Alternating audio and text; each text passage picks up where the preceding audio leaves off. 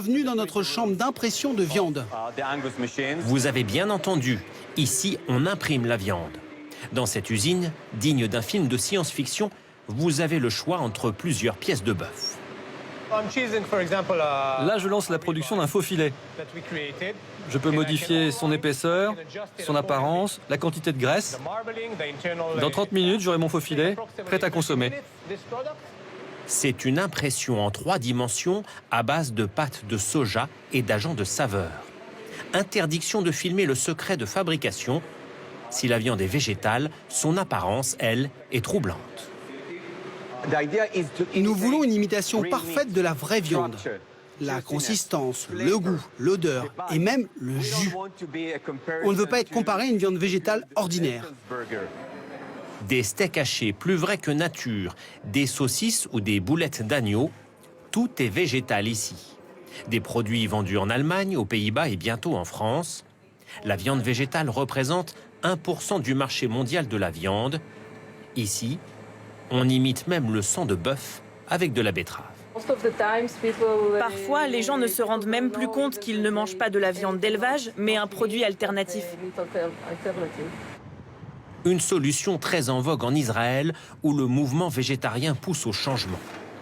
Voici de la viande animale dans un restaurant, mais comme l'élevage représente 15% des émissions de gaz à effet de serre dans le monde, l'établissement propose d'autres choix. Ça, c'est un faux filet classique. Et là, c'est la nouvelle viande végétale. Les 2 morceaux sont vendus au même prix. Pour ce steak végétal à gauche, comme pour l'original, 40 € le kilo en Israël. Reste la question du goût. C'est ce que nous allons vérifier avec ces 2 clientes. Ça ressemble à de la viande. C'est fou. J'ai l'impression de manger de la viande chez ma grand-mère. Pour beaucoup, la viande animale reste irremplaçable. Certaines entreprises cherchent donc une solution. Ici, on stocke une centaine de cellules souches par animal. Et là, il s'agit de quel animal? Là, c'est du poulet. Des cellules animales qui se multiplient dans un bain de fermentation pour donner de la viande. Un laboratoire futuriste qui fonctionne avec 2 ingénieurs dans une atmosphère stérile. Voici la viande de synthèse. Venez, je vais vous montrer le produit final. Là non plus, nous ne verrons pas le produit qui sort des cuves. Mais nous allons goûter ces aiguillettes de poulet. L'étude sanitaire pour autoriser leur mise sur le marché n'est pas encore terminée. Je dois avouer que ça me fait un peu peur. Oh, c'est du poulet? Ça devrait. Vous me garantissez qu'il n'y a aucun risque pour la santé? Il n'y a pas de risque de salmonelle, beaucoup moins de graisse saturée.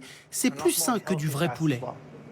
L'entreprise espère obtenir l'agrément des autorités sanitaires américaines dès l'année prochaine.